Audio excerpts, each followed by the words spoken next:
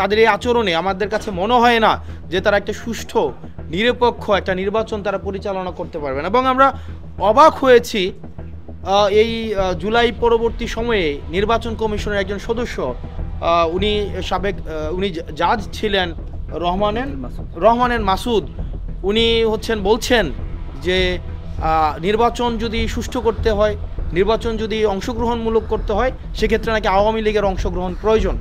মানে আপনি দেখেন এই পর্যায়ে উনি এই ধরনের কথা বলছেন, যে আমি নাম ধরেই বলছি যে উনি বলেন আওয়ামী লীগের নাকি অংশগ্রহণ প্রয়োজন। তো সেক্ষেত্রে দেখেন আমরা আগের সময়ে এই ধরনের কমিশনে বসে রাজনৈতিক বক্তব্য বা এই ধরনের বক্তব্য অংশগ্রহণমূলক জনগণ একটা নির্বাচনে অংশগ্রহণ করছে কিনা সেটির উপরে আসলে নির্ভর করবে নির্বাচন কি অংশগ্রহণমূলক হচ্ছে কি হচ্ছে না। তো সেই জায়গা থেকে আমরা নির্বাচন কমিশনের বর্তমান এই যে কার্যক্রম মার্কা নিয়ে আপনারা যে এই আচরণটা নির্বাচন কমিশনের দেখছেন, সারা জাতি দেখছে যে নির্বাচন কমিশন যেই ধরনের স্বেচ্ছাচারী, আমরা তো বললাম একটা ইনস্টিটিউশনাল অটোক্রেসি তৈরি করেছে। এবং তাদেরকে যখন আমরা জিজ্ঞেস করেছি কেন দিবেন না, এটার আইনগত ব্যাখ্যাটা কি, তারা বলছে যে ওই আসে না যে আজকে আমার মন ভালো নেই, যে মন চাইলেও না দিলাম না, এই টাইপের একটা যে ওনারা ব্যাখ্যা দিবেন না।